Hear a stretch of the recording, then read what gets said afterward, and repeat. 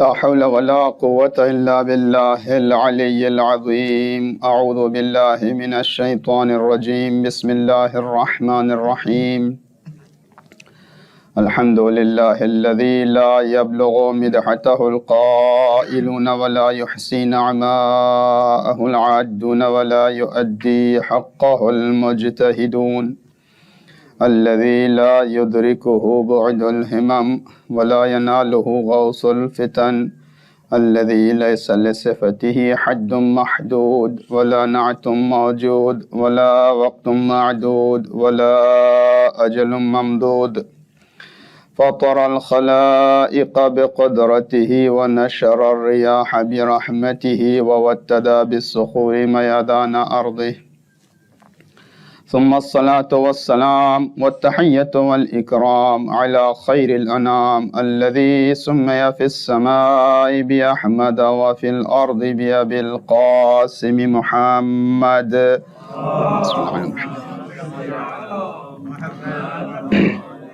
وعلى أهل بيته الطيبين الطاهرين المعصومين المظلومين، واللعنة الدائمة الباقية على أعدائهم أجمعين من ليلنا هذا إلى قيام يوم الدين. أما بعد، فقد قال الله تبارك وتعالى وتقدس في كتابه المجيد وفرقانه الحميد، وهو أصدق القائلين وقوله الحق. بسم الله الرحمن الرحيم. يا أيها الناس اعبدوا ربكم الذي خلقكم والذين من قبلكم لعلكم تتقون. صلوات پڑھیں.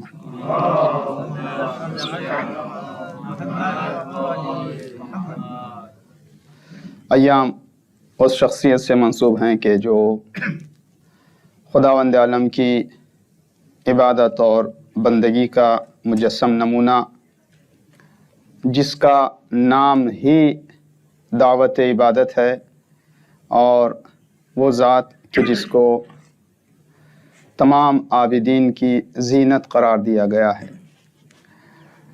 وہ پیکر عبادت، وہ سجدہ گزار کہ جس نے سب سے بڑی مصیبت پر سب سے زیادہ شکریہ بجا لا کر دنیا کے سامنے تسلیم و رضا کی ایسی مثال پیش کی جس کا نمونہ دنیا میں کہیں اور نظر نہیں آتا. حضرت امام زین العابدین علیہ الصلوۃ والسلام کی شہادت کی تاریخیں ہیں، تو اسی پس منظر میں ہماری گفتگو کا عنوان عبادت اور تسلیم، بندگی خدا اور تسلیم، یعنی جب ہم خدا پر، رسول پر، قیامت پر، جنت اور جہنم کے حق ہونے پر، قرآن کے حق ہونے پر ایمان رکھتے ہیں، تو یہ ایمان صرف زبانی دعویٰ نہیں ہے، بلکہ اس ایمان کے تقاضے کو بھی پورا کرنا ہے، اور ہر لمحے حیات کو اس کی بندگی میں بسر کرنا ہے.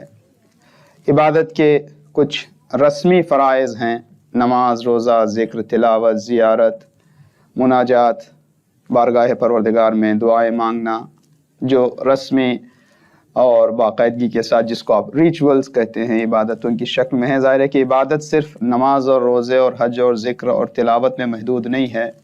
انسان زندگی کے ہر لمحے میں یہ یاد رکھے، یہ محسوس کرے کہ اس کا رب ہے اور وہ حاضر و ناظر ہے. ہم کہتے ہیں اس کا کوئی رب ہے. جب ہم کوئی رب کا لفظ استعمال کریں تو ایز اے تھرڈ پرسن نہیں، یہ نہیں کہ وہ ہے. ہم لوگ عام طور پر کہتے ہیں نا کہ وہ ہے، وہ دیکھ رہا ہے. یہ وہ اس لیے کہتے ہیں کہ ہم فزیکلی، ظاہر ہے کہ خداوند عالم کے لیے کوئی جسم کا تصور نہیں کر سکتے، ورنہ وہ نہیں ہے، وہ تو ہر جگہ ہمارے سامنے ہے. وہ ہماری شہرگ حیات سے ہم سے زیادہ قریب ہے.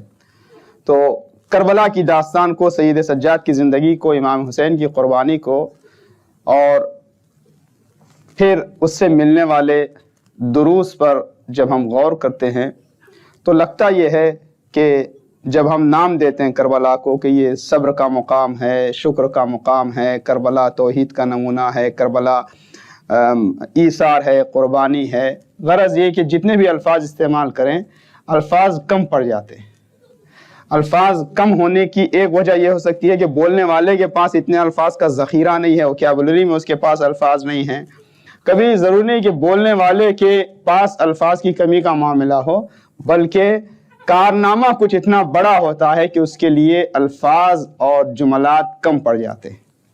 کربلا کی داستان ایسی داستان ہے، کربلا کی قربانی ایسی قربانی ہے کہ جس کے لیے جتنا بھی اظہار نظر کیا جائے وہ کم ہے، اور یہ بات بالکل لاجک بیسڈ ہے، قرآنک دلیل اس کے پیچھے ہے۔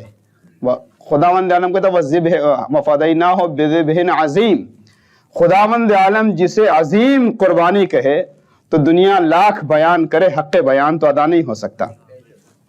جب ہم کربلا کا تجزیہ کرتے ہیں، اس کا انالیسس ہوتا ہے، غور کرتے ہیں، تو اس کا ایک انیشیل ابتدائی مرحلہ ہے، رخ ہے، جس کو میں اپنے طور پر یوں الفاظ میں، سادے الفاظ میں عرض کرنے کے لیے عرض کروں گا کہ جذباتی اور احساسی رخ ہے، جو کہ مقدس ہے، بہت محترم ہے، بہت اچھا ہے کہ آپ دیکھتے ہیں کہ کربلا کے واقعات، مصیبت، پیاس کی شدت، غربت، مظلومی، اور مثلاً فرض کریے کہ مائیں اپنے بچوں کو قربان کر رہی ہیں اور ظالم ظلم پر ظلم کیے جا رہا ہے، تو اس داستان کو مثال کے طور پر اگر حضرت علی اصغر کی شہادت کو کسی کے سے بھی سامنے بیان کیا جائے، بلا تفریق مذہب و ملت، مذہب اور مسلک اور ریلیجین کے بغیر جس کسی کے سامنے بھی کربلا کی اس داستان کو بیان کیا جائے تو وہ احساس کے اعتبار سے، جذبات کے اعتبار سے، ایموشنلی، انسانی نیچر کے اعتبار سے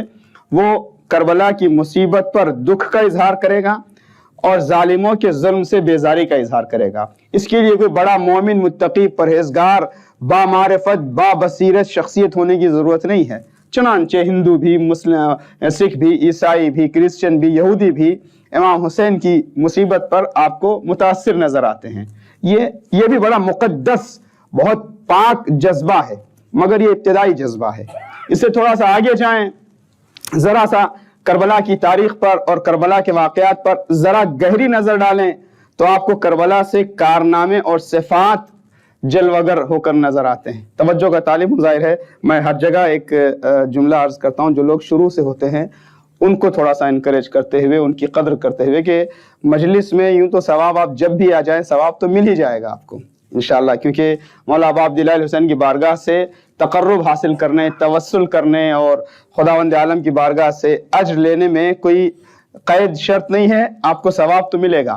لیکن موضوع پر گفتگو جب ہو تو جو شروع سے ہوتے ہیں مومنین اور سامعین مومنات، بہرحال بھائی بہنیں جو بھی، وہ زیادہ بہتر ہم سفر ہوتے ہیں، گفتگو کے زیادہ بہتر ساتھی ہوتے ہیں۔ اگر ہم ایک موضوع کو لے کر چلیں اور ایک نتیجے تک پہنچنا چاہیں تو جو لوگ شروع سے، انشاءاللہ اس قافلے میں تو سب آ ہی جائیں گے، ہم تو تنہا ہی چلے تھے جانب منزل مگر، اور یہ کارواں آلریڈی بنا ہوا ہے، اور یہ کاروان جناب زینب نے بنایا تھا، یہ قیامت ہے، یہ کاروان چلتا رہے گا انشاءاللہ، لوگ جاری رہیں گے، مگر آپ لوگ شروع سے ہیں تو آپ زیادہ بہتر انداز میں، ہم آخر مجلس تک، گفتگو تک آپ ہمارے ساتھ رہیں گے۔ صلوات پڑھ دیں محمد و آل محمد۔ کربلا میں کیا ہوا، اس کو دیکھنے کا ایک انداز وہ مصیبت کے پہلو کو دیکھنا اور اس سے جذباتی اثر لینا ایک فطرت کا تقاضا ہے۔ اس سے بڑی بات یہ ہے کہ کربلا میں یہ کیوں واقع ہوا، جب اس کی گہرائی میں جائیں گے، ظاہر ہے کہ جو سٹوریز اور داستانیں ہوتی ہیں، جو سٹوری یا داستان کا لفظ استعمال کریں تو یہ فکشن یا تصوراتی یا افسانہ یا امیجنیشن کے حوالے سے نہیں ہے، ظاہر ہے کہ یہ حقائق ہیں، یہ سچی داستانیں ہیں۔ کربلا کی داستان ہے یا قرآن مجید میں بھی سٹوریز ہیں۔ یہ جملہ آپ لوگوں نے شاید سنا ہوگا، آغا بہجت سے بھی یہ جملہ منسوخ کیا گیا ہے کہ قرآن مجید کی داستان ہے، کربلا کی داستان ہے۔ یہ وہ داستان نہیں ہے جیسے بچوں کو سلانے کے لیے مائیں لوری کے طور پر شروع کرتی، ماں، دادی، نانی بچے کو سلانے کے لیے بھائی جلدی سو جاؤ، لوری سنانے کے طور پر۔ آج کے زمانے میں شاید ایسی سٹوریز نہیں چلیں گی، ہم لوگ اولڈ ماڈل کے ہیں تو وہی ایگزامپلس بھی ذہن میں آتے ہیں کہ بچے کو یا بچی کو سلانے کے لیے کہانی کہنا شروع کیا. اب ایک پری تھی، ایک بادشاہ تھا، ایک شہزادہ تھا، اور بات میں بات بناتے بناتے اتنی باتیں کہتے گئے کہ بچہ بچی سو جائے.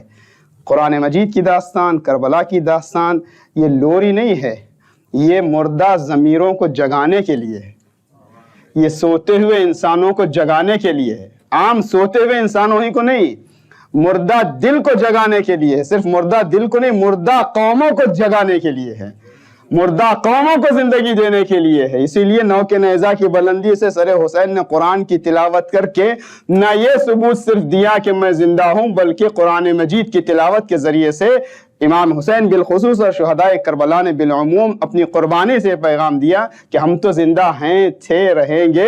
ہم تو وہ ہیں جو دنیا کو زندگی دینے والے، جن کو زندگی کی ضرورت ہے، وہ ہماری داستان سے سبق لیں. صلوات پڑھ دیں محمد و آل محمد کی بارگاہ میں. تو یہ اہم ہے کہ ہم کیوں ہے کربلا میں یہ سب کیوں ہوا، اس پر بھی غور کریں. تو ایک رخ اس کا جذباتی اثر لینا، دل مغموم ہو جائے. تھوڑا ہر انسان کو کم از کم کچھ تو دل میں درد ہوتا ہے جب کربلا کی مظلومیت کو سنتا ہے. ذرا اور گہری نظر ڈالتے ہیں تو کربلا سے صفات نمودار ہوتے ہیں. ایک طرف مظالم کی انتہا ہے، ایک طرف مکارم کی انتہا ہے، ایک طرف ظلم کی انتہا ہے، ایک طرف صبر کی انتہا ہے، ایک طرف بے رحمی کی انتہا ہے، ایک طرف رحم دلی کی انتہائی مثال ہے. ایک طرف غیر انسانی حرکتیں ہیں، دوسری طرف انسانیت کی معراج نظر آتی ہے. ایک طرف تفریق نظر آتی ہے، دوسری طرف ایسی مساوات ہے کہ سیاہ غلام جون کے سرانے بھی جنت کے جوانوں کا سردار پہنچتا ہے، اس کے سر کو اپنے آغوش میں لے لیتا ہے. غرض ہے کہ الفاظ ختم ہو جائیں گے، وقت نکل جائے گا. دوسری طرف سے صفات اور کارنامے نظر آتے ہیں. یہ دوسرا مرحلہ میں اپنے طور پر عرض کر رہا ہوں. پہلا مرحلہ ایک جذباتی اثر لینا، دوسرا مرحلہ صفات اور کمالات اور کارناموں کو دیکھنا، پازیٹیو اعتبار سے بھی نیگیٹو اعتبار سے بھی. یعنی خیر محض کو دیکھنا حسین ابن علی کی ذات میں، اور شر محض کو دیکھنا. یہ جنت کے جوانوں کے سردار ہیں تو جہنم کے اشرار کے سردار ہیں. ٹھیک ہے، تو دونوں چیزیں آپ کو نظر آتی ہیں. یہ دوسرا مرحلہ ہے. ایک اس سے بھی گہرا مرحلہ ہے. وہ مرحلہ کیا ہے جہاں پر آپ صفات اور کارناموں کو نہیں دیکھ رہے بلکہ اس کی بنیاد کیا ہے. توجہ کا طالب ہوں. امام حسین کی قربانی، پورے انقلاب کربلا کا بیس کیا ہے؟ صفات اور کارناموں کو تو ہم دیکھ ہی رہے ہیں. اگر میں دوبارہ گنانا شروع کروں تو یہ جو صفات اور کارنامے نظر آتے ہیں، محبت نظر آتی ہے امام حسین کے قافلے میں، وفا نظر آتی ہے امام حسین کے قافلے میں، صبر نظر آتا ہے امام حسین کے قافلے میں، حریت نظر آتی ہے امام حسین کے قافلے میں، ایثار نظر آتا ہے امام حسین کے قافلے میں، شکر نظر آتا ہے امام حسین کے قافلے میں، عبادت کے جلوے نظر آتے ہیں امام حسین کے قافلے میں. میں لفظ نہیں کر رہا ہوں، جتنے الفاظ ہم نے استعمال کیے اب آپ اس کو کرداروں میں ڈال دیں. اگر آپ کو حسین کے قافلے میں وفا دیکھنا ہو تو عباس کو دیکھ لو، حسین کے قافلے میں محبت دیکھنا ہو تو حبیب کو پڑھ لو، حسین کے قافلے میں آزادی کا پیغام لینا ہو تو حر کو دیکھ لو، حسین کے قافلے میں مجسم صبر کو دیکھنا ہے تو زینب کو دیکھ لو، حسین کے قافلے میں مجسم شکر کو دیکھنا ہے تو سید سجاد کو دیکھ لو، حسین کے قافلے میں ایثار و قربانی کو دیکھنا ہے تو قاسم کو پڑھ لو، حسین کے قافلے میں انسانیت کی معراج کو دیکھنا ہو تو علی اصغر کی شہادت کو پڑھ لو. یہ دونوں چیزیں نظر آتی ہیں. مگر اس سے گہری بات، اس سے زیادہ اہم بات جو میں عرض کرنا چاہتا ہوں، یہ سب صفات اور کارنامے جو ظاہر ہوئے اس کی بنیاد کیا ہے، فاؤنڈیشن کیا ہے؟ امام حسین کے پورے انقلاب اور پوری قربانی کی بنیاد کیا ہے؟ وہی بنیاد ہے جو ہم اپنا موضوع قرار دے چکے ہیں. بنیاد امام حسین کی پوری قربانی تسلیم و رضا کی آخری منزل پر رکی ہوئی ہے. یعنی امام حسین نے یہ سب پیش کیا کس کے لیے؟ توحید کے لیے، خدا کے لیے، خدا کی بارگاہ میں تسلیم و رضا کا آخری نمونہ پیش کرتے ہوئے. امام حسین بھی اور امام حسین کے اصحاب بھی. دیکھیں یہی ایک واحد راستہ ہے قربانی امام حسین کے پس منظر کو اور اس بیک گراؤنڈ کو سمجھنے کا. دوسرے جتنے بھی تجزیے ہوں گے وہ ادھورے ہو جائیں گے. آپ کہتے ہیں کہ بھائی بہت زیادہ امام حسین کو اخلاقیات پسند تھے. یقیناً اخلاقیات پسند تھے. امام حسین حریت کا درس دینا، یہ سب فروٹس ہیں، یہ سب برانچز ہیں. جو بنیاد ہیں وہ توحید، خدا کی بارگاہ میں تسلیم و رضا کی انتہا، بندگی پروردگار کا آخری نمونہ. میں امام حسین کے کلام کی طرف زیادہ اشارہ کروں گا، وقت نکل جائے گا، مجھے آگے بڑھنا ہے. آپ مدینے سے لے کر مدینے میں امام حسین جب چلے ہیں تو محمد حنفیہ کے نام جو آپ نے ایک دستاویز، ایک ڈاکومنٹ دیے ہیں، دستاویز آپ نے جو سونپے ہیں، اس وصیت کو آپ دیکھیں. مکے میں امام حسین کا کلام، راہ کربلا میں شب عاشور، پھر شہداء کو بھیجتے ہوئے اور شہداء کے سرانے پہنچتے ہوئے امام حسین کے جتنے سٹیٹمنٹس ہیں، سرمنز ہیں، خطبات ہیں، وہ سب اسی بنیاد پر ہیں. آپ اسی زاویے میں دیکھتے جائیں. پوری دعائے عرفہ آپ پڑھ کے دیکھ لیں، اسی بنیاد پر ہے. کیا ہے؟ توحید اور تسلیم و رضا کا آخری نمونہ. میں نے سب کچھ تیری بارگاہ میں قربان کر دیا تاکہ تجھ سے ملنے کے لیے آؤں. اور اسی پر انشاءاللہ مصائب کا بھی آخری جملہ ہوگا، رضن بقضائے ہی، تیری رضا پر راضی ہوں. پوری بنیاد کربلا توحید اور تسلیم و رضا ہے. آج کی ہماری زندگی میں یہ بحث بہت اہم ہے. میں نے تمہیداً عرض کیا، پھر کربلا واپس ہم آئیں گے. درمیان میں اب تھوڑا سا اپنی پریکٹیکل لائف سے اس کانسیپٹ کو کنیکٹ کرتے ہیں. ہماری آج کی زندگی میں سینس آف سبمیشن، دین، نصرت امام کی مرضی کے سامنے اپنے تمام جذبات کو قربان کر دینا، یہ بہت اہم ہے. دنیا کے حالات ایسے ہیں جہاں پر بہت زیادہ اس چیز کو پروموٹ کیا جاتا ہے. آزادی، فریڈم، طرح طرح کا فریڈم، اپنی پسند، جیسے بھی چاہیں. فریڈم آف ایکسپریشن ہی نہیں بلکہ ہر طرح کے فریڈم کا عنوان جو سلوگن دیا جاتا ہے وہ فریڈم کا نام ہے. اور میں آپ کو بتا رہا ہوں، اس کو برا نہ مانیں، اس سسٹم کا حصہ اگر 100% نہیں تو پارشلی ہم بھی بن جاتے. کیونکہ خصوصاً بچپنے سے جو گروتھ ہوتا ہے، I like it، مجھے پسند ہے، مجھے پسند نہیں ہے. کبھی کبھی لگتا ہے کہ یہ زیادہ، مجھے یہ پسند ہے، I like it، I don't like it. زیادہ جب اس پہ تاکید کی جاتی ہے تو کہیں کہیں شرک کی وہ آتی ہے. ایک مومن ہمیشہ صرف اپنی پسند کی بات نہیں کر سکتا. ان باتوں کو ہمیں ڈسکس کرنا چاہیے. آپس میں بھی بات چیت کریں، بچوں کے ساتھ بھی بات چیت کریں کہ یہ ہمارا فریڈم چھن جانا نہیں ہے، یہ حقیقی آزادی ہے. اس لیے کہ خداوند عالم نے ہمیں پیدا ہی اس طرح سے کیا ہے. تو دنیا کے اندر، اور ویسے اگر تھوڑا اس کانسیپٹ کو اور آپ پھیلا کر دیکھیں تو آخری زمانے میں خصوصاً کہا گیا ہے کہ گزشتہ نیشنز اور امتوں میں جو شیطان کے حربے تھے، اٹیکس تھے، وہ لیمیٹڈ ہوتے تھے ریلیٹیولی. جیسے حضرت نوح کی قوم میں کچھ مخصوص برائیاں تھیں، حضرت ابراہیم کے زمانے کے کچھ خاص برائیاں تھیں، حضرت لوط کے زمانے کی کچھ خاص بیماری تھی، حضرت موسیٰ کے زمانے میں کچھ خاص برائیاں تھیں، حضرت عیسیٰ کے زمانے میں. لیکن آخری زمانے میں اور خصوصاً غیبت کے بعد شیطان ایک برائی یا ایک طرح کی برائیوں کے ساتھ نہیں آ رہا ہے. جتنے حربے گزشتہ تمام انبیاء کے زمانے میں شیطان نے جتنے بھی ویپنز استعمال کیے تھے وہ سب ملا کر ایٹ اے ٹائم وہ اٹیک کر رہا ہے آج کے زمانے میں. مایوس ہونے کی ضرورت نہیں ہے. میں نے ایک جگہ پہ لفظ استعمال کیا تھا کہ ہمیں یہ ریئلائز کرنا چاہیے کہ ہم وار زون میں رہتے ہیں.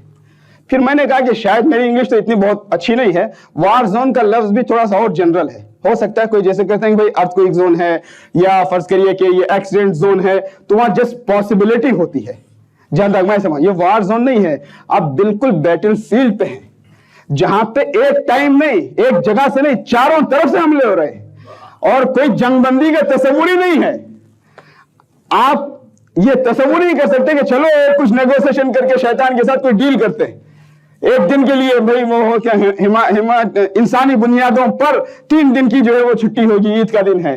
نہیں، جب تک آپ زندہ ہیں، بیدار ہیں، ہوش میں ہیں، شیطان کے حملے دائیں بائیں آگے پیچھے چاروں طرف سے حملے کر رہا ہے شیطان. اور آخری زمانے میں جو شیطان کا حربہ ہے وہ ایک طرح کا نہیں ہے، اپنے تمام ویپنز وہ استعمال کر رہا ہے. حضرت نوح کے زمانے کی برائیاں، حضرت ابراہیم کے زمانے کی برائیاں، حضرت لوط کے زمانے کی برائیاں، حضرت عیسیٰ و موسیٰ کے زمانے کی برائیاں، رسول اللہ کے زمانے کی برائیاں. غرض یہ کہ جتنے بھی حملے تھے وہ سب کے سب ایک ساتھ اس کا اٹیک ہے. گھبرائے نہیں. ہم جس شخصیت کی آمد کا انتظار کر رہے ہیں وہ کون ہوگا؟ میں اگر پوری چیزیں بیان کروں گا پورا وقت میرا ایسے بھی نکل جائے گا، بہت آگے بڑھنا ہے مجھے. ٹھیک، آنے والی شخصیت کون ہے؟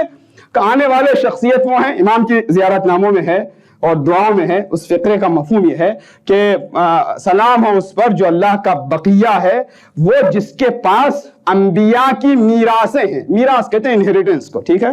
انبیاء کی میراثیں بھی ہیں، انبیاء کی آثار ہیں. آثار یعنی نشانیاں، فزیکل نشانیاں، ظاہری نشانیاں، یعنی نبیوں کی کوالٹیز بھی ہیں اور نبیوں کی ظاہری نشانیاں بھی ہیں.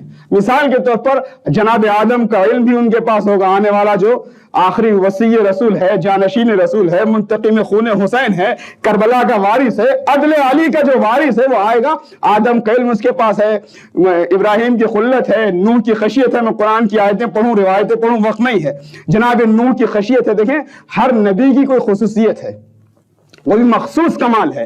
جناب نوح کی خشیت قرآن مجید کے اعتبار سے، جناب موسیٰ کی مناجات اور خدا سے کلام کرنا اور حیبت، جناب عیسیٰ کی عبادت، جناب یوسف کا حزن، جناب یوسف کا جمال خوبصورتی، جناب یعقوب کا حزن، جناب یونس کا زہد، اور جناب ہود کا ورع، جناب ایوب کا صبر، رسول اللہ کی محبت اور اخلاق و حسب و نسب، امیر المومنین کی ولایت و شجاعت، حسن مجتبیٰ کا حلم، حسین کی شہادت، سید سجاد کی عبادت، پانچویں امام کا علم، چھٹے امام کی صداقت، ساتویں امام کا قزم خیز، آٹھویں امام کی رضا، نویں امام کی جود و سخا، دسویں امام کی پاکیزگی و ہدایت، 11 امام کی عسکری قوت، سب لے کر آئے گا آنے والا.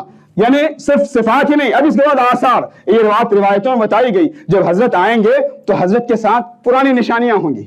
حضرت سلیمان کی انگوٹھی ہوگی، حضرت موسیٰ کا عصا ہوگا، فزیکلی وہ نشانیاں، ظاہری نشانیاں ہوں گی. حضرت موسیٰ کا وہ تابوت سکینہ ہوگا جس میں ماں نے حضرت موسیٰ کو بچپنے میں رکھ کر کے دریا میں بھیجا تھا، اور جس صندوق میں حضرت موسیٰ نے وہ الواح و تختیاں جس پر توریت نازل ہوئی تھی، وہ سب تختیاں اور صندوق میں رکھی ہوئی ہیں. حضرت موسیٰ کا عصا بھی ہوگا، وہ الواح، وہ صندوق بھی ہوگا، یہاں تک وہ پتھر بھی ہوگا جس پر سے جناب موسیٰ نے عصا مار کر کے 12 چشمے جاری کیے تھے. یہ سب قرآن کی آیت ہے کہ جس سے 12 چشمے جاری ہوئے تھے. حضرت عیسیٰ کی نشانیاں بھی ہوں گی. حضرت یوسف کا وہ پیراہن جس کا ذکر قرآن مجید میں ہے کہ جناب یعقوب کی آنکھوں پر ڈالا گیا تو نورانیت اور بینائی واپس آ گئی تھی. حضرت یوسف کی جو پیراہن کی نشانی تھی وہ بھی امام کے ساتھ میں ہوگی. رسول اللہ کی نشانیاں مولا جب آئیں گے تو لے کر کے آئیں گے. لباس رسول اللہ کا پہن کر کے آئیں گے. امامہ رسول اللہ کا ہوگا.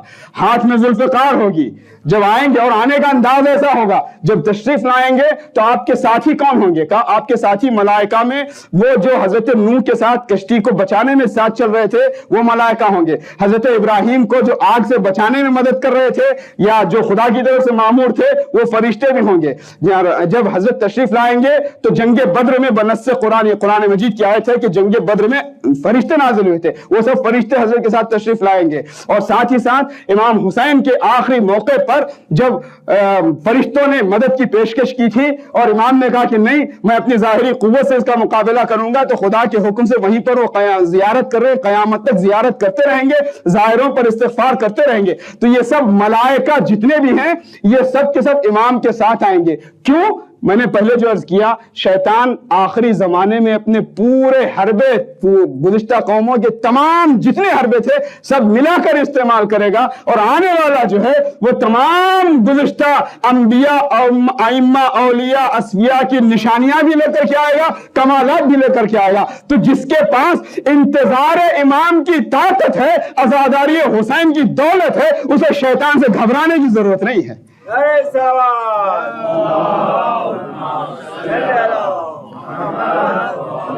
ہاں بس کنیکٹ کرنے کی ضرورت ہے، اپنے آپ کو مربوط کرنا ہے. دو ہی راستے ہیں. لوگ کہتے ہیں نا گرے ایریا، حق اور باطل کے درمیان گرے ایریا نہیں ہوتا، اور آج کے زمانے میں بہت واضح کر دیا. ایک زمانہ ایسا تھا ہمارے سب کانٹیننٹ میں، بہت سے ایسے مومنین کے علاقے تھے جہاں تک ریلیجیس ایجوکیشن صحیح طریقے سے نہیں پہنچا. صرف کچھ نشانیوں سے، شعائر سے، کچھ ریچول سے، عزاخانے یا نشانیاں، علم مبارک، فرش عزا کا کچھ تبرک، کچھ چیزیں، انہوں نے اپنی آئیڈینٹی بچا لی.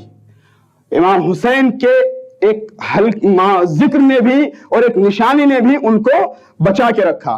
آج کا زمانہ ایسا ہے کہ جس میں چونکہ شیطانی حربے بہت زیادہ ہیں اور نہ جانے کیا ہوگا معاملہ اگر میں اس کو اور پھیلاؤں، وقت نکل جائے گا. کیسے شیطانی حربے زیادہ ہیں؟ جیسے کہا گیا کہ انسان اگر ایک نامحرم کو دیکھتا ہے تو یہ شیطان کا تیر ہے. اب آپ تصور کریں آج کے زمانے میں کیا چل رہا ہے. ہزاروں، لاکھوں، ملینز کی تعداد میں ویب سائٹس ہیں. سوشل میڈیا کے ذریعے سے، فلموں کے ذریعے سے کتنا دباؤ ڈالا جا رہا ہے، کس حد تک. دیکھیں آواز نہ پہنچے کانوں تک. کربلا کے میدان میں امام حسین کا آخری خطبہ اور آواز استغاثہ کی آواز کانوں تک نہ پہنچے، اس کے لیے عمر سعد نے حکم دیا تھا کہ باجے بجائے جائیں، طبل بجائے جائیں. کس لیے؟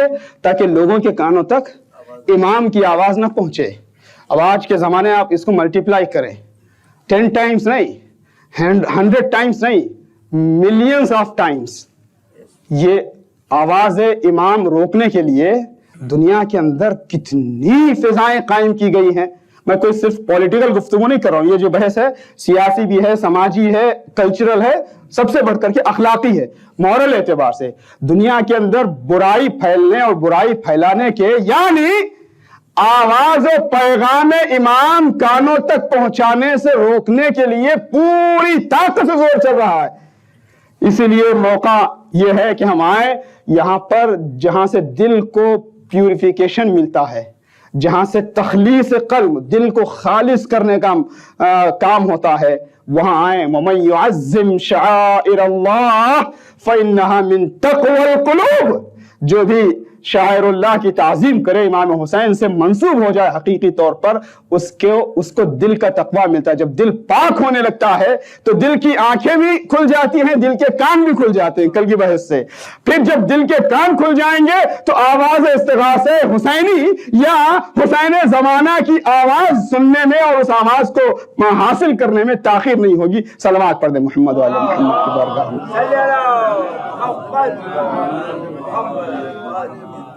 تو کربلا ایک ایسی بنیاد ہے جہاں سے ہمیں تسلیم و رضا کا پیغام ملتا ہے. آج کے زمانے کے ان سب حالات کے درمیان جس بات کو خاص طور سے میں جس بات کی طرف آپ کو متوجہ کرنا چاہ رہا تھا وہ یہ ہے کہ یہاں تک کہ ہم لوگ فرض کریے ہم سمجھتے ہیں نماز پڑھ رہے ہیں، الحمدللہ مجلس بھی کر رہے ہیں، کچھ نیکیاں بھی کرتے ہیں، ہم بھی اس سسٹم کا شکار بن سکتے ہیں جہاں پر وہ سینس آف سبمیشن، احساس اور جذبہ تسلیم کم ہو جائے. ایسا کیسے ہو سکتا ہے؟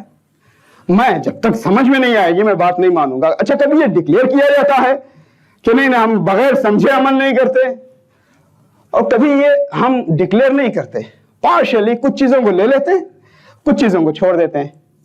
دین کا مطلب اب لوگوں نے اس کو ڈیوائیڈ کیا ہے اپنے اپنے طور پر کہ بھئی کچھ پریکٹسنگ مسلم ہیں، کچھ نان پریکٹسنگ مسلمز ہیں، کچھ فنڈامنٹلسٹ ہیں، کچھ ماڈریٹ ہیں. اگر اسلام کے مفہوم کو سمجھیں، میں جلدی سے عرض کرتا ہوں اس کانسیپٹ کو، نہ کوئی مسلمان پارٹ ٹائم مسلمان بن سکتا ہے، نہ کوئی شیعہ پارٹ ٹائم شیعہ بن سکتا ہے، نہ کوئی عزادار پارٹ ٹائم عزادار ہو سکتا ہے. آپ نے ایک بار مقصد ابا عبداللہ الحسین میں اپنا نام لکھا دیا تو آپ سبمٹ کر جائیں اپنے آپ کو. دوسرے وقت عرض کروں زیارتوں کے جملے میں امام حسین نور ہیں.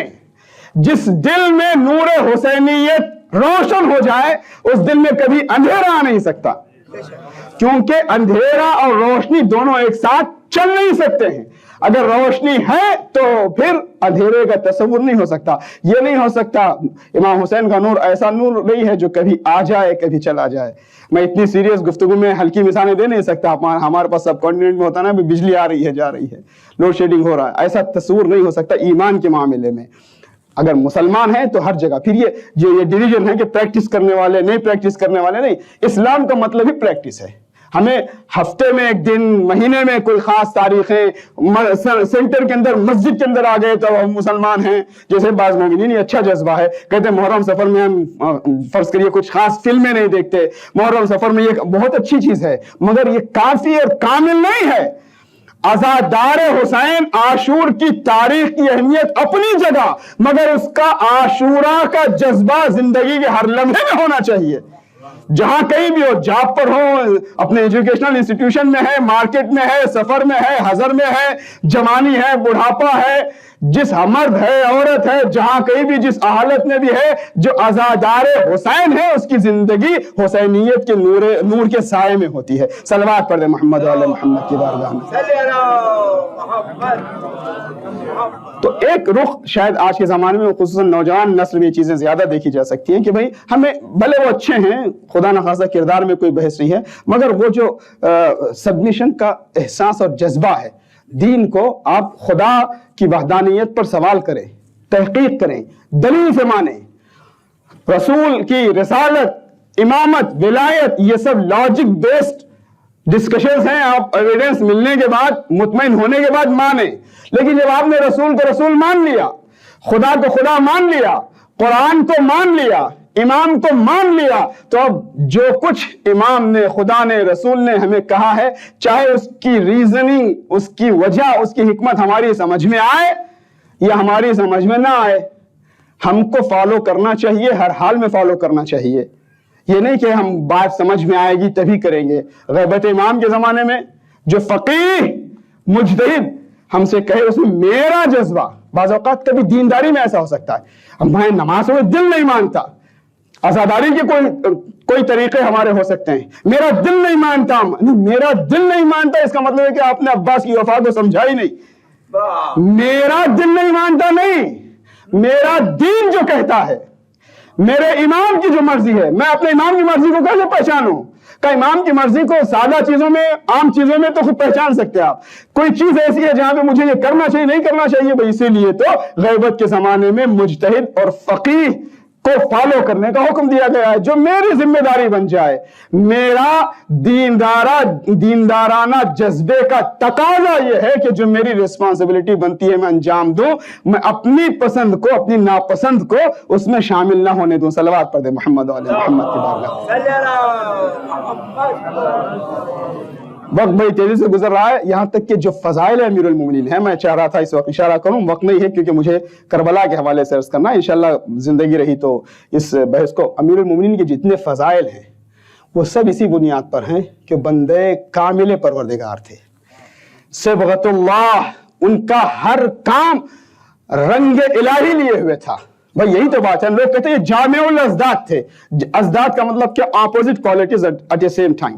ایک ہی موقع پر ایک شخص اتنا سیریس اور سخت ہے کہ صفوں کی صفیں خالی کر دیتا ہے، کبھی میدان سے پیچھے نہیں آتا، اس کے پاس جو سپر ہوتا تھا، سپر کائنڈ آف شیلڈ جو جنگوں میں پہنی جاتی تھی، عام طور پر سپر کمپلیٹ ہوتا تھا پوری باڈی کو، آگے اگلا حصہ بھی اور پشت سے بھی، لیکن امیر المومنین کی زرہ ہوتی تھی، اس سپر، اس زرہ میں پشت پہ کوئی زرہ ہی نہیں ہوتی تھی۔ کیوں نہیں؟ کہ کبھی دشمن کو پشت کرنے کا موقع ہی نہیں آتا، تو ان کو سپر کی ضرورت کیا ہے؟ ٹھیک ہے، کرار غیر فرار ہیں، صفوں کی صفیں، یہاں کوئی تھوڑا سا کمپرومائز کر لے نہیں، دین الہی، حدود شریعت کے اجرا میں ذرہ برابر نرمی نہیں۔ اتنی زیادہ بظاہر سختی نظر آتی ہے، لیکن نرمی اتنی کہ اپنا وہ قاتل جس نے 1000 درہم میں تلوار خرید کر 1000 درہم کا زہر پلوایا تھا، وہ جب اس کے سوکھے ہونٹ نظر آتے ہیں تو علی سے دیکھا نہیں جاتا۔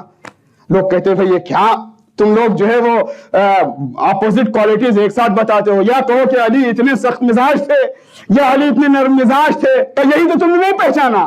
دنیا کے لوگ مزاجوں کے محتاج ہوتے ہیں، اور جو اپنا نفس بیچ کر مرضی پروردگار خرید چکا ہوتا ہے وہ اس کا مزاج الہی مزاج ہوتا ہے، اس کا میدان جنگ میں سختی دکھانا بھی اللہ کے لیے تھا، اور قاتل کے چہرے کی مرجھاہٹ کو برداشت نہ کرنا بھی اللہ کے لیے تھا۔ اسی اعتبار سے آپ دیکھتے ہیں امیر المومنین کی زندگی میں بہت سے ایسی کیفیتیں آپ کو ملیں گی کہ یہ تو اپوزٹ کوالٹیز ہیں، دنیا کے اندر ایسا ہو نہیں سکتا، بات بہت طول ہو جائے گی۔ لوگوں کو جن کو جلدی سونے کی عادت ہے ان کو جلدی نیند آ جاتی ہے، جن کو دیر سونے کی عادت ہے وہ لاکھ کوشش کر لیں بھائی صبح سویرے سفر پہ جانا ہے، سو جاؤ، نہیں آتی نیند، اور زیادہ زور لگاتے تو اور نیند نہیں آتی ہے، یہ ہے نا کیفیت۔ لیکن شب ہجرت 40 تلواروں کے سائے میں امیر المومنین لیٹے نہیں تھے، سوئے تھے، اور علی نے خود کہا کہ جیسی نیند مجھے شب ہجرت آئی ویسی کبھی نہیں آئی، اور کسی دشمن نے بھی نہیں کہا کہ علی نے غلط بیانی کی ہے، 40 تلواروں کے سائے میں مطمئن ہو کر ایسی نیند سونا جیسے نیند کبھی زندگی میں نہیں آئی، اس بات کا ثبوت ہے کہ نہ علی کا جاگنا اپنے لیے تھا، نہ علی کا سونا اپنے لیے تھا۔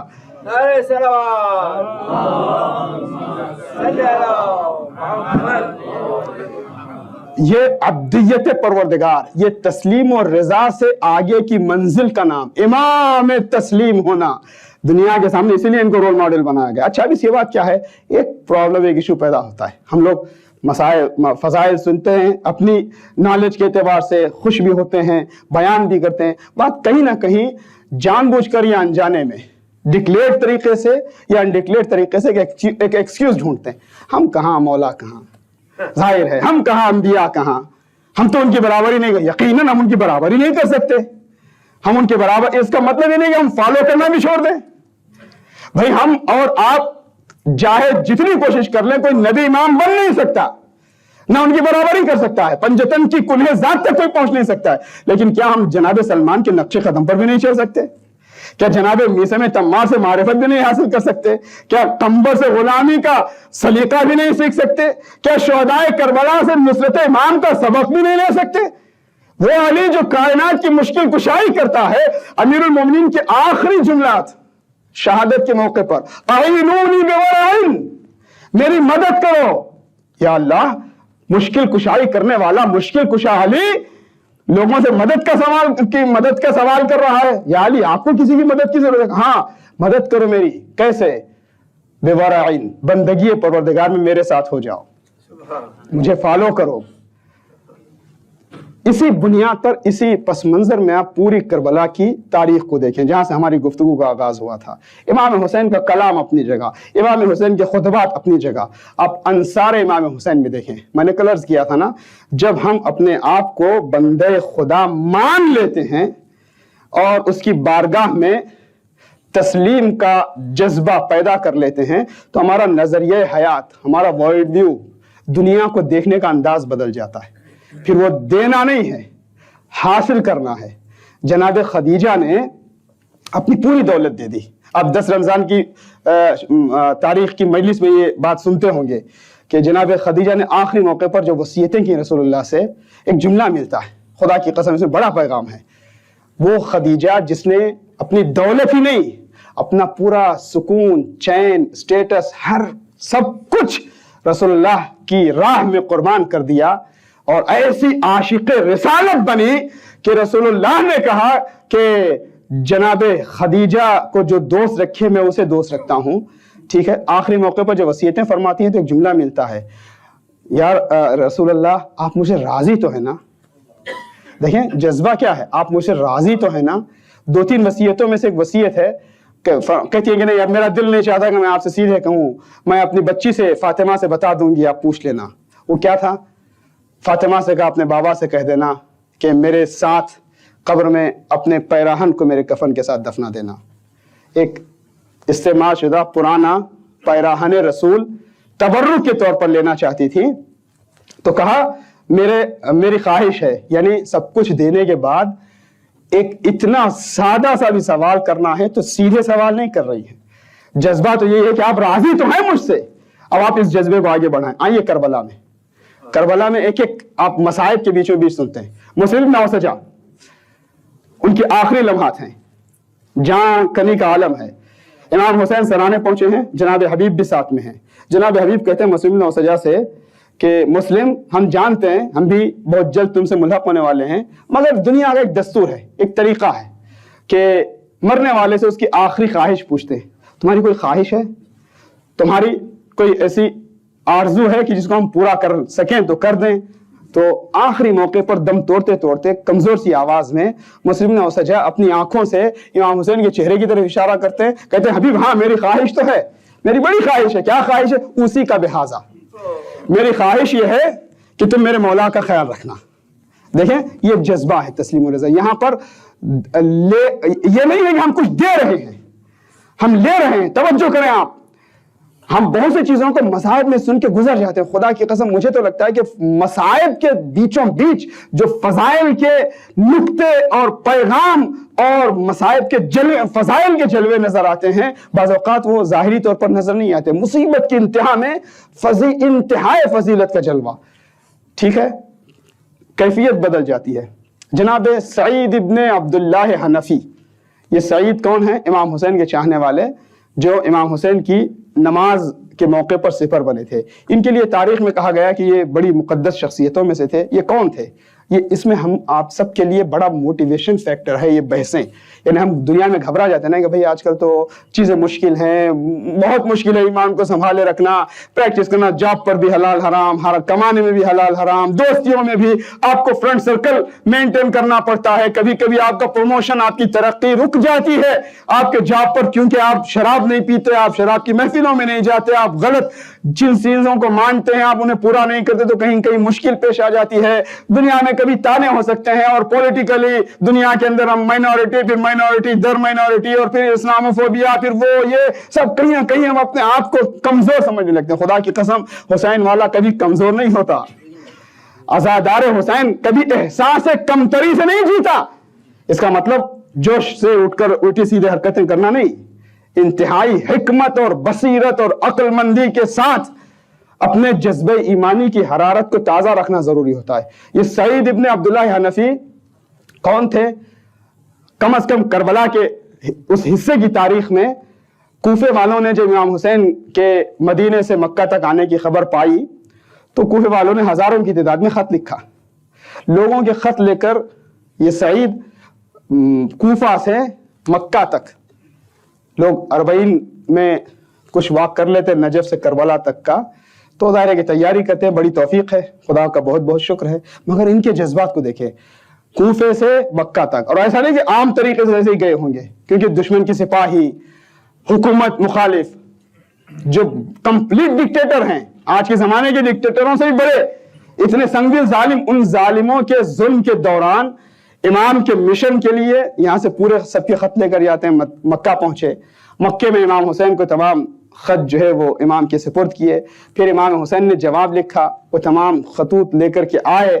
اس کے بعد میں جناب مسلم ابن عقیل کو امام حسین نے مکے سے بھیجا کوفہ، تو مسلم ابن عقیل کی پوری تحریک میں، پوری کاروائیوں میں شریک ہیں.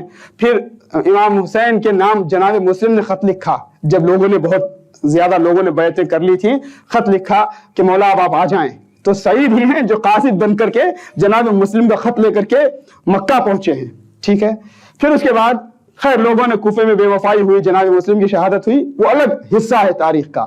پھر مکے سے جب امام حسین چلے ہیں تو اب یہ دوسرا سفر ہے. پھر امام حسین کے ساتھ ساتھ جناب سعید آ رہے ہیں، اور جب امام حسین نے اجازت دے دی کہ اب تم جا سکتے ہو، سعید تم نے بہت حق ادا کر دیا، خدا تمہیں جزائے خیر دے. میں آپ سے بڑی آہستہ سے عرض کر کے پوچھ رہا ہوں، امام حسین کی دعائے جزائے خیر میں کسی کو شک ہو سکتا ہے؟ امام حسین نے دعا دے دی تھی، جزائے خیر کب تک؟ شہادت کے بعد نہیں، ابھی تک جو تم نے کر لیا یہ بہت ہے، تم جا سکتے ہو، تم چلے جاؤ. جناب مسلم گئے، جناب عبداللہ سعید ابن عبداللہ حنفی گئے نہیں، بلکہ ان کا تاریخ میں جملہ ہے. میں تو یہ کہتا ہوں، میں نے کئی جگہ پہ یہ کہا بھی ہے کہ میرا تو دل چاہتا ہے کہ جب بھی ممبر پہ جائیں تو بس یہ جملہ پڑھیں، خود کو بھی سنائیں، لوگوں کو بھی سنائیں، ہر روز یہی مجلس ہو بس. بہت بہت اہم بات ہے. جب امام نے اجازت دیتی کہ تم جا سکتے ہو، چلے جاؤ، اللہ تمہیں جزائے خیر دے، تو جناب سعید ابن عبداللہ حنفی کہتے ہیں کہ مولا لو اعلم انی اقتل ثم احیا ثم اقتل ثم احرق ثم اذرا، اب اس کے بعد کا عربی نہیں پڑھوں گا. مولا اگر میں یہ جان لوں کہ آپ کی نصرت میں ایک بار قتل کیا جاؤں، پھر زندہ کیا جاؤں، پھر قتل کیا جاؤں، پھر زندہ کیا جاؤں، پھر جلا دیا جاؤں، پھر میرے بدن کی راکھ بنا کر ہوا میں اڑا دی جائے ذروں کی شکل میں، اور اس کے بعد یہ کام 70 مرتبہ ہوتا رہے، تب بھی مولا میں آپ کو چھوڑ کر جا نہیں سکتا. اور آخر یہ ہو بھی کیسے ممکن کہ آپ کی نصرت میں مرنا ایک بار ہے، سعادت ابدی ملنے والی ہے. اللہ اکبر، سعادت ابدی ملنے والی ہے. امام حسین سے اجازت پانے کے بعد، غور کریں اس جملے پر، اگر امام حسین نے حکم دے دیا ہوتا، پتہ نہیں میں اپنی بات پہنچا پاؤں کہ نہیں، امام حسین نے جانے کی اجازت دی تو یہ جذبہ تھا۔ اگر امام حسین کہتے سعید تمہاری قربانی کی ضرورت ہے، تم شہادت پیش کرو، آؤ، تو کیا کرتے؟ اجازت دینے پر اپنی جان کو 100 مرتبہ قتل کیے جانے، جلائے جانے پر پیش کر رہے ہیں، تو کس طرح سے سر کے بل چل کے جاتے اگر امام حسین انہیں حکم دے کر اس وقت بلاتے۔ ٹھیک ہے، بعد میں آواز استغاثہ بھی بلند ہوئی، یہ سب ہوا ہے اپنی جگہ پر۔ اب جناب سعید آئے، اور آنے کے بعد کربلا میں امام حسین کے ساتھ میں ہیں، اور امام حسین کے ساتھ میں پانی کی بندش، خیموں کا ہٹنا، صبح عاشور، ظہر عاشور کا وقت ہوا۔ ابو ثمامہ ساعدی نے ایک مرتبہ، کیا عاشق تھے حسین کے، اللہ اکبر، کیا معرفت کی انتہا تھی، پیاس کی شدت ہے، دشمنوں کا نرغہ ہے۔ ہم لفظ سنتے ہیں گزر جاتے ہیں، دشمنوں کا نرغہ مطلب مٹھی بھر لوگ، 100 سوا 100 150 لوگ، اور جن کو گھیرنے والوں میں ہزاروں کا لشکر، 30,000 اس سے زیادہ۔ اس وقت یہ بحث نہیں کہ اس کا ایگزیکٹ نمبر کیا تھا، تاریخ کی جو بھی روایت لے، ہزاروں کا لشکر ہو، درمیان میں چند لوگ ہوں، تو یہ تو نرغہ، یہ ایسا حصار ہے کہ جس میں آپ یہ بھی نہیں کہہ سکتے مائنورٹی میجورٹی کا کوئی تصور بھی نہیں ہو سکتا۔ مائنورٹی میجورٹی میں کچھ تو پرسنٹیج بننا چاہیے نا، یہ تو کچھ نہیں ہے، اور پورے ساز و سامان جنگی ان کے پاس، پورے وسائل ان کے پاس، سواریاں ان کے پاس۔ اچھا، ابو ثمامہ ساعدی نے ایک مرتبہ مولا کی بارگاہ میں عرض کیا، مولا لگتا ہے کہ ظہر کا وقت قریب آ رہا ہے، جی چاہتا ہے آپ کی امامت میں آخری نماز ادا کر دوں۔ امام نے دعا دی، ابو ثمامہ تمہیں اللہ مسلم الذاکرین میں قرار دے، ایسے نمازی جو نماز کی یاد دلانے والے۔ توجہ کا طالب ہوں، صفِ نماز تیار ہوئی، بچھی، اور امام کی امامت میں آپ کے چند اصحاب نماز پڑھ رہے ہیں، اور سعید اور زہیر یا کچھ دوسرے اصحاب امام حسین کے لیے سپر بنے ہوئے ہیں۔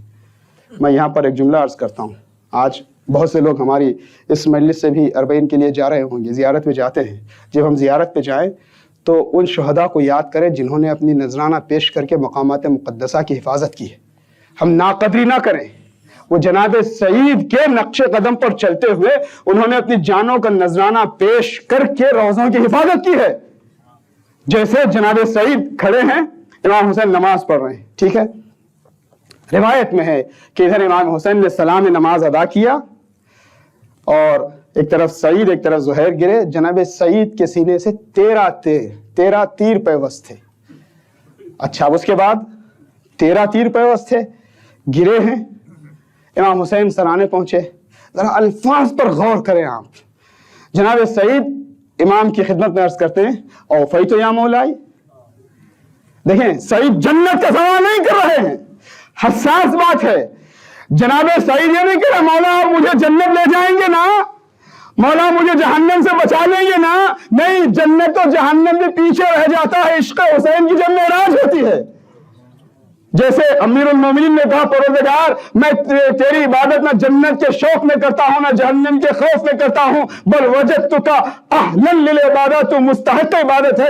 ایسے حسین کے ناصر بتا رہے تھے مولا جنت کی بشارت اور جہنم سے نجات تو ضمنی طور پر ہے، ہم جنت اور جہنم کے شوق و خوف سے ہٹ کر اس لیے آپ کی نصرت کرتے ہیں کہ آپ لائق نصرت ہے، آپ ہیں ایسے بھی جن کی بارگاہ میں قربانی پیش کی جائے۔ جناب سعید کہتے ہیں اوفیت یا مولائی، مولا میں نے وفا کر دیا، مولا آپ مجھ سے راضی تو ہو گئے نا، مولا آپ مجھ سے راضی ہیں نا۔ اللہ اکبر، سعید کی جنت حسین کی مرضی ہے۔ اب اس کے بعد امام حسین کا جملہ سنیں، امام حسین فرماتے ہیں ہاں انت امامی فی الجنہ، ہاں سعید میں راضی بھی ہوں اور تم جنت میں میرے آگے آگے چلو گے۔ جملہ سن لیا، میں نے اس کے بھی آپ نے سن لیا، ذرا غور بھی تو کریں۔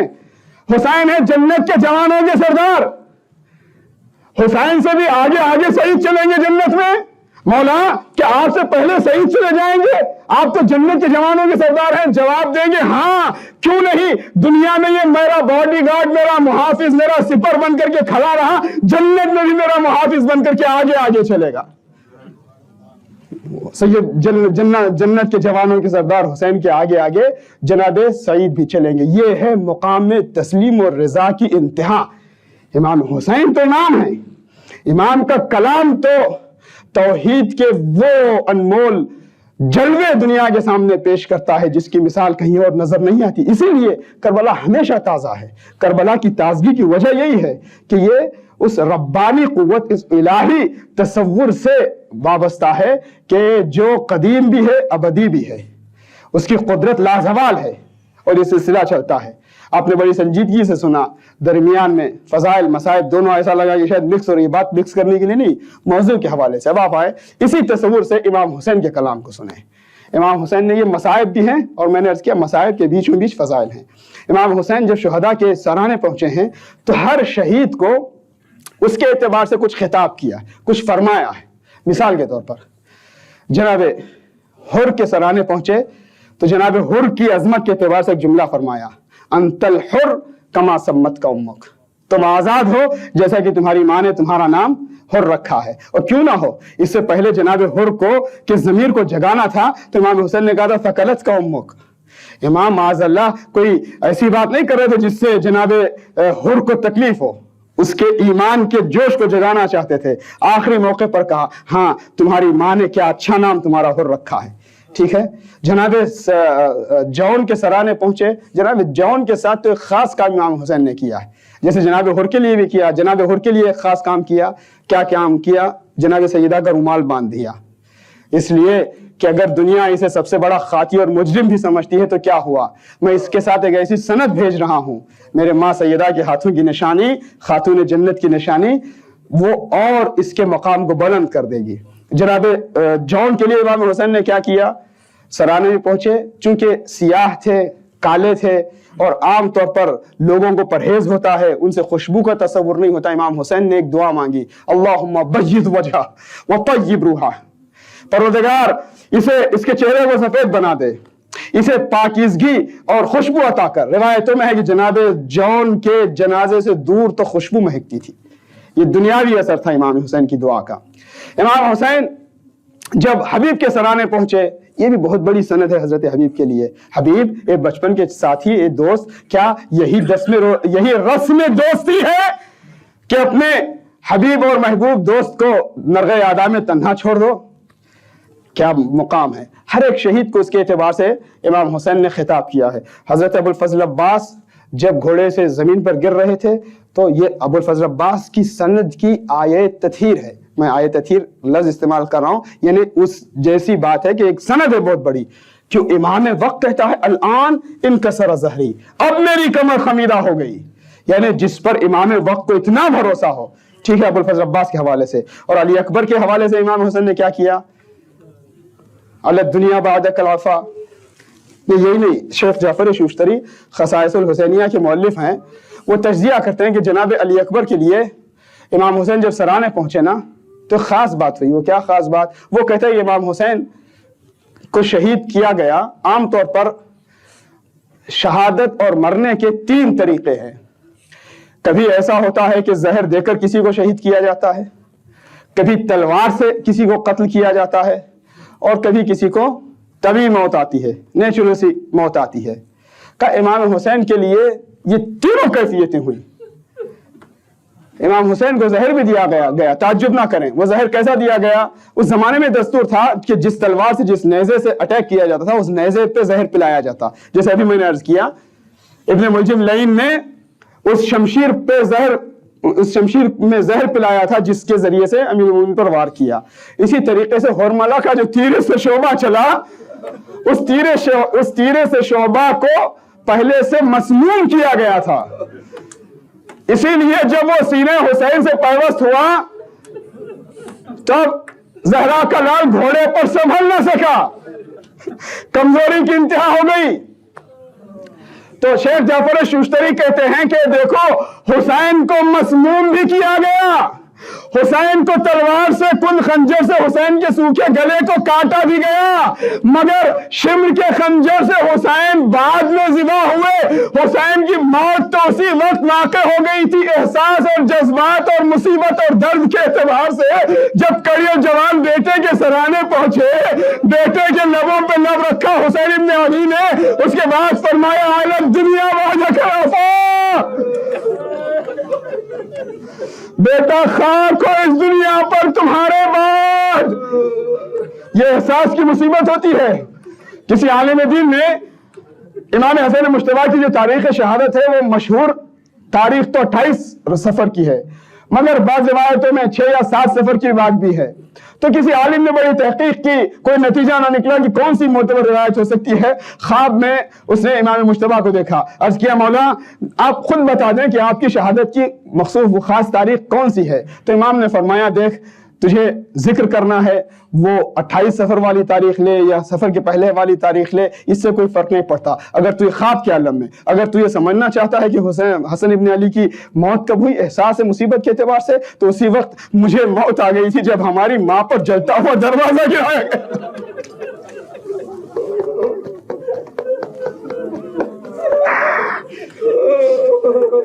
یہ احساس کی موت ہے. اگر یہ بات کسی کو یہ خیال پسند نہ بھی آئے تو کوئی بری بات نہیں ہے، ظاہر ہے کہ خواب کی طرف اشارہ تھا.